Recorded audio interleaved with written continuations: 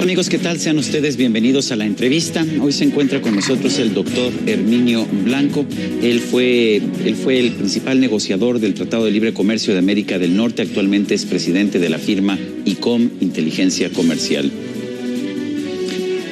Herminio Blanco es un economista muy importante que tuvo un papel crucial en nuestro país. Fue el principal negociador, el negociador del día con día del Tratado de Libre Comercio de América del Norte. Este es un tratado que hemos tenido en este país durante 15 años y que ha tenido, nos guste o no nos guste, un papel crucial en la transformación de la economía de nuestro país. No ha sido un milagro, por supuesto, pero ha sido un instrumento comercial que ha permitido un aumento muy fuerte en la inversión en nuestro país, un incremento en el número de empleos, un incremento brutal tanto en las exportaciones como en las importaciones. Se cumplen 15 años del Tratado de Libre Comercio y estos 15 años se están cumpliendo en el marco de la peor crisis financiera y económica, no solamente de México, sino del mundo, desde la década de 1930.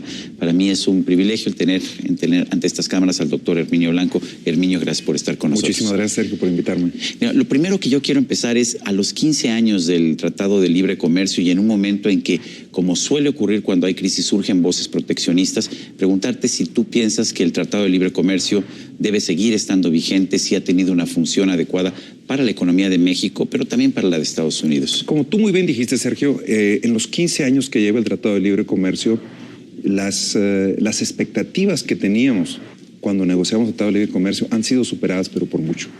Yo nunca imaginé que en los primeros 15 años la inversión que México sería capaz de atraer del mundo se iba a multiplicar casi por 6. Por 6 de lo que teníamos en 93. O sea, en un buen año, digamos, en promedio de antes del 93, los últimos 3, 4 años, donde ya había las expectativas del tratado, la inversión extranjera directa era en promedio por año $3,000 millones. Bueno, en el año pasado fue 17,000.8, digamos 18,000. A pesar de que ya había empezado esta crisis. A pesar que había empezado la crisis, teníamos todavía un flujo de inversión extranjera muy fuerte. Claramente el año de 2009 va a ser diferente. O sea, todas las inversiones en el mundo se han contraído, las empresas están esperando ver qué sucede antes de continuar los proyectos que ya tenían. Pero te quiero decir que especialmente para épocas como estas, en la que, como muy bien tú señalas, la primera reacción de muchos grupos es cerrar la economía. Y en Estados Unidos tenemos ahora un presidente demócrata. Presidente electo que va a asumir pronto, la semana que entra. Demócrata que recibió gran apoyo de los sindicatos, que ha hablado mucho de temas que rayan en lo proteccionista. El día de hoy escuché un tema donde hablaba un poco en contra de lo que se le denomina el outsourcing, el tener servicios de afuera el subcontratar servicios con otros países, y claramente con un Congreso aún más demócrata y más pro-proteccionismo. Me recuerda un poco el ambiente en los años 30 y me recuerda un momento crucial de nuestra historia que valdría la pena enfatizar en este momento, que es el Estatuto Smoot-Hawley de 1930. ¿Nos puedes hablar de ese momento de la historia económica? Bueno, en ese momento lo que sucedió es, claro, no existía todavía la Organización Mundial de Comercio, no existía el GATT, y la primera reacción es: necesitamos empleos en este país, por lo tanto necesitamos que se produzcan las cosas en este país y por lo tanto subimos los aranceles, subimos las barreras en contra de los productos de los otros países. Bueno, si un país lo hace, no hay mucho problema. Pero si un país lo hace y los demás como reacción también lo hacen, entonces lo que sucede es que el producto de cada uno de los países disminuye y se acelera la recesión. Hay quien dice que la verdadera causa de la Gran Depresión de los años 30 fue el Estatuto Smoot-Hawley. ¿Qué opinas tú? Pues yo no sé si la gran causa, pero claramente no ayudó para nada. No ayudó y fue una parte importante. Bueno, ahora tenemos dos protecciones. Una muy importante, que es la Organización Mundial de Comercio. O sea, tenemos más de 140 países donde cada uno de esos países ha tomado obligaciones de no uno, discriminar en contra de los bienes de los otros países, de no subir los aranceles más de cierto nivel, de no imponer restricciones cuantitativas, límites simplemente cuantitativos a las importaciones. Y nosotros, de una manera también muy afortunada, diría yo, tenemos el Tratado de Libre Comercio. Tenemos 15 años de muy buena historia, pero además tenemos las instituciones del tratado. ¿Qué es lo que tenemos? Tenemos lo que se llama los mecanismos de solución de controversia. Esto es, si en algún momento alguien en Estados Unidos empieza a poner trabas a alguna de nuestras exportaciones, podemos pedir consultas con el gobierno de Estados Unidos. Si esas consultas no resuelven el problema, se llega al nombramiento de 5 árbitros. Esos 5 árbitros son expertos internacionales, escogidos por los 2 países y el quinto por consenso, que deciden si en realidad un país está o no violando los derechos del otro. Entonces, si Estados Unidos tomara alguna medida que fuese proteccionista en contra de México, nosotros inmediatamente podíamos, el gobierno de México, llamar al nombramiento de estos panelistas, que son como jueces. O sea, hoy tenemos armas de defensa, cosa que antes no teníamos. Sí. No las teníamos. Y las tenemos, y creo que es ahorita cuando son más útiles. Herminio, hemos visto que Barack Obama, desde que estaba en campaña, empezó a hacer declaraciones en el sentido de que había que revisar el Tratado de Libre Comercio de América del Norte. Ya después abandonó el tema, a pesar de que lo había usado más bien durante su precampaña que durante su campaña. Pero en la reunión que tuvo con el presidente Felipe Calderón el 5 de enero, si bien el presidente Calderón dice que el tema no se tocó, en un comunicado de prensa, la oficina de Barack Obama dice que hubo un acuerdo para revisar los aspectos laborales y ambientales del Tratado de Libre Comercio. ¿Cuáles son los riesgos? Mira, yo creo que es un tema bastante riesgoso para México. Si me permites, te explico cómo está estructurado el Tratado de Libre Comercio y los acuerdos laborales. Negociamos con el presidente Bush Sr., con el papá del presidente Bush actual, negociamos el Tratado de Libre Comercio, que lo que establece son disciplinas y apertura para lo que son los bienes, servicios, inversión. En la campaña del presidente Clinton, él empezó a hablar un poco del tema proteccionista, del Tratado de Libre Comercio, y finalmente... Esto fue en 92, si no mal recuerdo, ¿no? Eso fue en 92, y finalmente se llegó a un arreglo con él, de que examinaríamos los temas laboral y ambiental para que él no saliera en contra. Sí, unos acuerdos paralelos. Y se logró la figura de acuerdos paralelos. ¿Cuáles son los elementos fundamentales de estos 2 acuerdos? Tienen una parte que es cooperación. Las autoridades de México, laborales y ambientales, tienen unas reuniones donde comparten experiencias, hacen todo lo que es cooperación con las autoridades de Estados Unidos y con Canadá. Y viene la segunda parte, que es donde existen los riesgos de cambiarlo. Y te explico por qué. La segunda parte lo que dice fundamentalmente es, si algún país llega a, de alguna manera, debilitar o utilizar la dispensa o la no aplicación de alguna ley o reglamento ambiental o ley o reglamento laboral, y eso causa una atracción de inversión al país, el otro país puede llamar al establecimiento de un panel, y ese panel puede juzgar si hubo violaciones al tratado, y si hubo violaciones al tratado, hay la posibilidad de que se incrementen los aranceles para los productos que exporta México a Estados Unidos o a Canadá. Es un camino bastante largo y hay que probar que realmente se violaron las leyes. Es muy largo, y yo creo que los negociadores, sin hablar de mi persona, pero se hizo muy buen trabajo. ¿Por qué? Porque en 15 años no ha habido ninguno de los casos que los sindicatos o los grupos ambientalistas de Estados Unidos, aliados con grupos proteccionistas, que hayan iniciado casos y que los ha llevado hasta el final, que es subir aranceles en contra de productos mexicanos. O sea, nunca se ha usado esto como una forma de dañar a México. Lo han tratado de utilizar, sí. Nunca han podido. Bueno, de esa experiencia, los sindicatos y los grupos ambientalistas y los grupos proteccionistas de Estados Unidos aprendieron, y en las otras negociaciones que han hecho después, léase la negociación con Jordania, que es un tratado, la parte laboral es realmente abusiva, es muy difícil. Toda la negociación que hicieron con Centroamérica, la negociación con Colombia, en cada uno de esos, la parte ambiental y laboral ya no es un tratado aparte, es adentro del tratado comercial. Y la comunicación entre las partes laboral y ambiental y comercial es muy cercana, y por ello la aplicación de medidas proteccionistas por cuestiones laborales o ambientales puede ser mucho más fácil. Y esa es la intención fundamental que tienen los sindicatos en Estados Unidos. Cambiar el Tratado de América del Norte para que se puedan aplicar medidas proteccionistas en contra de las exportaciones mexicanas. Si se abren estos capítulos, ¿qué puede pedir México?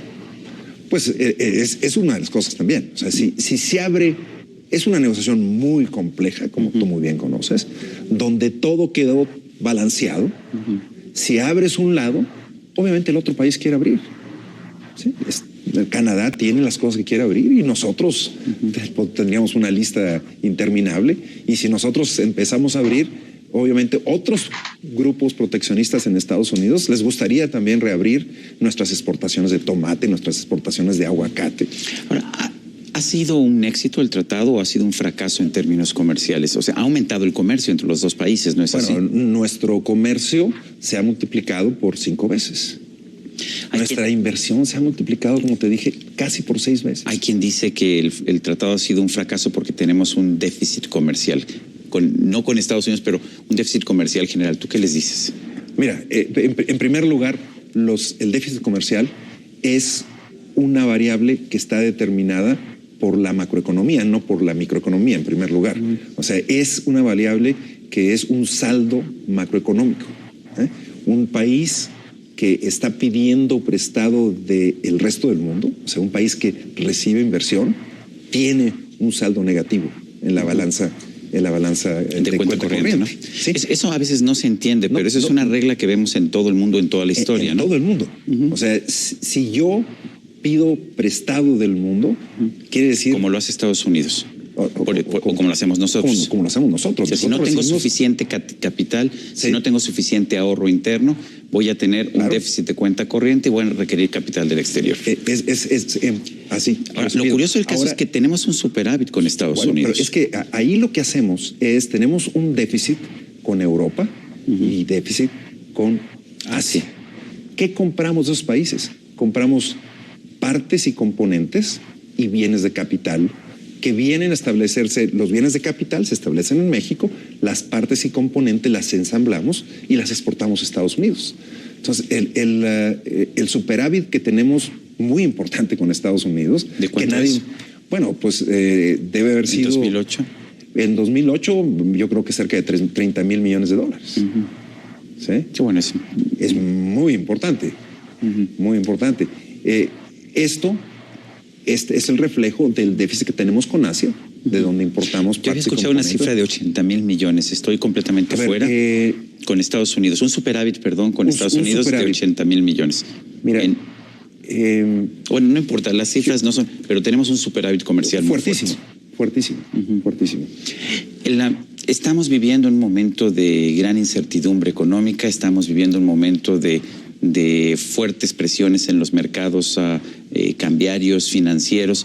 ¿Qué tanto va a afectar esto el desarrollo del comercio internacional? ¿Qué estamos viendo?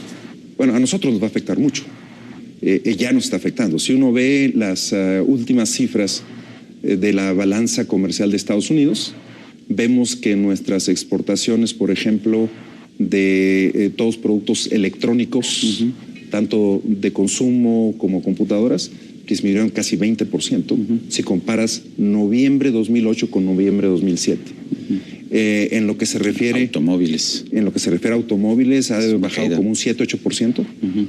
En lo que se refiere a autopartes, 16%. Comparando otra vez el mes de noviembre del 2008 contra el mes de noviembre de 2007. Una caída muy fuerte.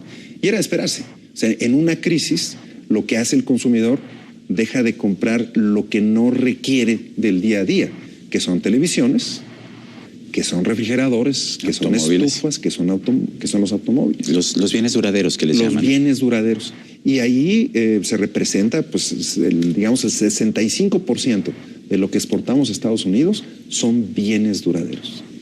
Herminio, déjame salirme un momento de la parte del Tratado de Libre Comercio e irme a esta crisis que estamos viendo. Hay quien dice que fracasó el sistema de libre mercado, el sistema capitalista, y que ya quedó demostrado que no funciona, que necesitamos que el gobierno regrese a tomar control de no solamente de la economía, de los bancos, sino de los medios de producción. ¿Tú qué dices?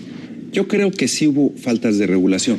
Yo creo que hubo faltas, de manejo monetario en Estados Unidos sobre todo.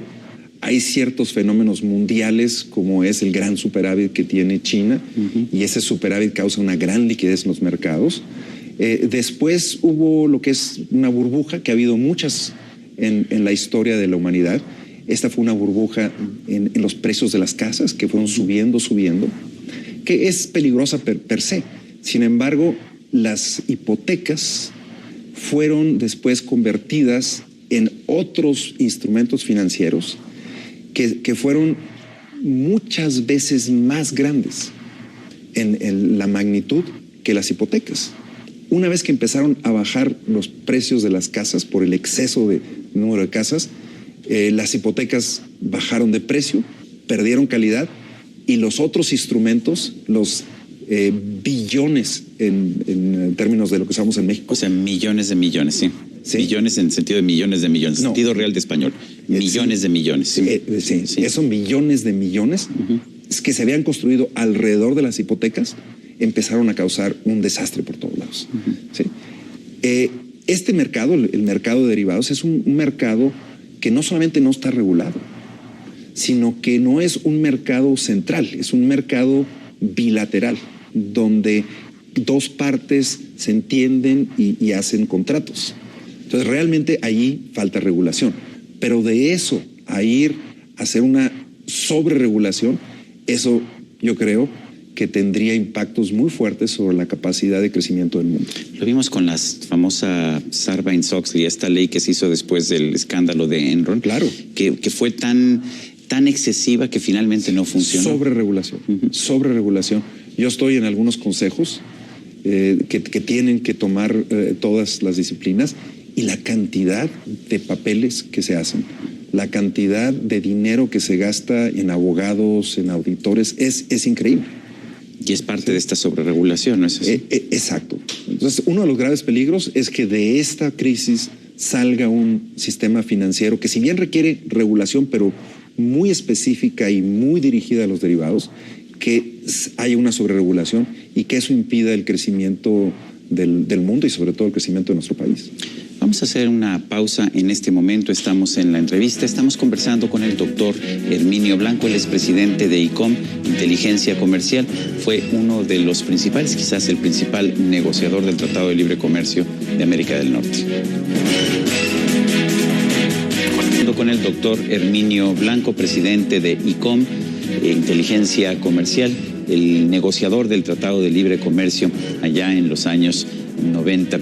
Herminio, si a ti te dijeran, haznos sugerencias para mejorar el Tratado de Libre Comercio de América del Norte, no para hacerlo más restrictivo, para hacerlo mejor, para que se beneficien más los dos países, para mejorar, para aumentar la inversión, para mejorar los flujos de comercio, para generar más prosperidad, ¿qué sugerirías?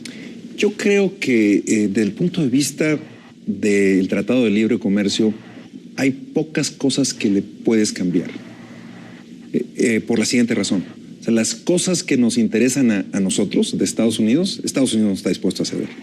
Como migración, por ejemplo. Bueno, eso no está incluido en el tratado. Por eso. Pero por ejemplo... Pero se excluyeron a propósito de petróleo y migración, mucho se dijo, ¿no? Desde siempre. Sí. Pero, por ejemplo, uno de los sectores que sería para nosotros muy interesante el punto de vista de inversión y de generación de empleos es la reparación de barcos. ¿Sí? Eso está excluido del tratado. ¿Y por qué está excluida la reparación de barcos? Por los sindicatos. O sea, uno de los sindicatos más fuertes en Estados Unidos son los sindicatos de estibadores. Y la condición fue, esto no entra en el tratado. ¿Cuántas cosas más de esas hay en el tratado que no conocemos? Realmente. Realmente desde el principio, del primer día que estuvimos en la negociación, a Jaime Serra le dijeron, no entra se llama Jones Act. Y Jaime dijo, petróleo no entra. Esa fue quid pro quo, nada más. Entonces, esas dos fueron las cosas que fueron muy claras. ¿La Jones Act qué es la Jones Act? Es precisamente que la reparación de barcos en Estados Unidos se tiene que hacer en Estados Unidos. No la puedes hacer en otro país. Bueno, si quieres mantener la bandera de Estados Unidos, lo tienes que hacer en Estados Unidos. Entonces, en sí no habría mucho que mejorarle al tratado. Yo creo que no por esta razón. O sea, hay las cosas que se incluirían, por ejemplo, vas a incluir aviación, vas a incluir migración, vas a incluir petróleo. Claramente nos beneficiaríamos los dos países, ¿no? Si tuviéramos migración, si tuviéramos petróleo, si tuviéramos aviación. Si hiciéramos una apertura, los tres países subiríamos del bienestar para todos. Pero son temas tan difíciles que si los va a hacer un país, los tiene que hacer por decisión propia el país y sin negociarlo con alguien más. Porque las presiones en una negociación son terribles, como te has de recordar. De los problemas que hemos visto del Tratado de Libre Comercio, el transporte terrestre, el atún mexicano, etcétera, ¿cómo se resuelven esos problemas? Te voy a decir que el más relevante de todos es el transporte terrestre. ¿Por qué es el más relevante? La ventaja competitiva única que compartimos nosotros con Canadá es la proximidad con Estados Unidos. Hoy en día tenemos un sistema de transporte entre México y Estados Unidos que es arcaico. O sea, cuando se llega a la frontera hay que quitar el tractor que arrastra el tráiler, ponerle otro, pasar, ponerle otro y entonces ya fluye. Eso causa colas, eso causa costos, esto causa todo tipo de problemas en la frontera. Se ha iniciado un programa, afortunadamente, se inició un programa piloto que ha dado la oportunidad a ciertas empresas transportistas de Estados Unidos y a ciertas empresas transportistas de México para que transporten sin tener que hacer estas operaciones en la frontera. La razón de este programa piloto es precisamente el que se desvanezcan estas amenazas y temores que vienen de los sindicatos que quieren vienen proteger de los sindicatos sus cuotas, que quieren proteger, y hay algunos intereses mexicanos que también quieren proteger, sobre todo aquellos que tienen intereses en las empresas que se dedican simplemente a hacer el cruce. Bueno, se ha demostrado durante, pues yo creo ya casi 2 años que lleva este programa, que no ha sucedido nada. Aunque los camiones mexicanos son de la misma calidad. No ha habido más accidentes. No ha habido accidentes, no ha habido problemas. Yo creo que sería una gran cosa. Es el tema más importante y es un tema que hay riesgos que con el presidente Obama, una vez que entre en poder, y con un Congreso en Estados Unidos que es mucho más del lado demócrata, es posible que aún este programa piloto que sirve para enseñarle al mundo que no hay problemas, es posible que aún a ese programa se le quite el fondeo y que desaparezca. Este es el elemento fundamental a resolver entre México y Estados Unidos. Si Estados Unidos no abre finalmente ese sector, México tendría la posibilidad de imponer represalias a las importaciones provenientes de Estados Unidos. Aun cuando eso finalmente pues acaba por perjudicar a todo el mundo, lo que nos conviene es tener un mayor comercio entre los dos países. Claro. ¿No? Pero también se puede hacer de una manera bastante selectiva. En un tema mucho más pequeño, que era escobas, no sé si recordarás, no nos dejaban exportar escobas a Estados Unidos. Que nunca entendí por qué. Porque hay un grupo proteccionista en Michigan que produce escobas y no quería que entraran las escobas en México. Nos fuimos a un mecanismo de solución de controversia, ganamos eso, los panelistas decidieron que México tenía razón, como lo han decidido ya en el caso del transporte, y les anunciamos, vamos a tomar represalias. Y tomamos represalias contra los vinos de California, donde había... Muy específicamente dirigida a aquellos distritos donde hay congresistas o aquellos estados donde hay senadores en Estados Unidos con poder frente a la Casa Blanca y con poder en el Congreso, Y finalmente impusimos esas represalias y eliminaron las restricciones a las exportaciones. Se tendría que hacer algo así muy dirigido a ciertos productos con importancia política para que si se pudiese hacer, que eliminasen la restricción al transporte. Hemos visto que ha tenido éxito el Tratado de Libre Comercio, pero sigue habiendo argumentos que nos dicen es que no ha funcionado el Tratado de Libre Comercio y la demostración está en que no ocurrió lo que nos prometieron, que México iba en unos cuantos años a saltar el primer mundo. ¿Qué les dices? Mira, tú viajas mucho en el país. Si viajando fuera de la Ciudad de México, simplemente Querétaro de hoy, comparado con Querétaro hace 15 años, es una revolución lo que ha sucedido. Saltillo, Chihuahua, Coahuila, Tamaulipas, Nuevo León, Sonora, Baja California, Jalisco.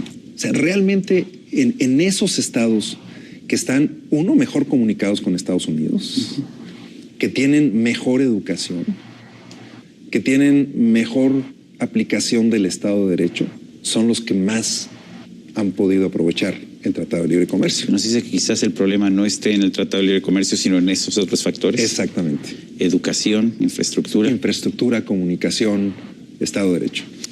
Herminio Blanco, presidente de ICOM, Inteligencia Comercial, ex negociador del Tratado de Libre Comercio de América del Norte. Quiero agradecerte el haber estado con nosotros en la entrevista. Al contrario, Sergio, muchísimas gracias por invitarme.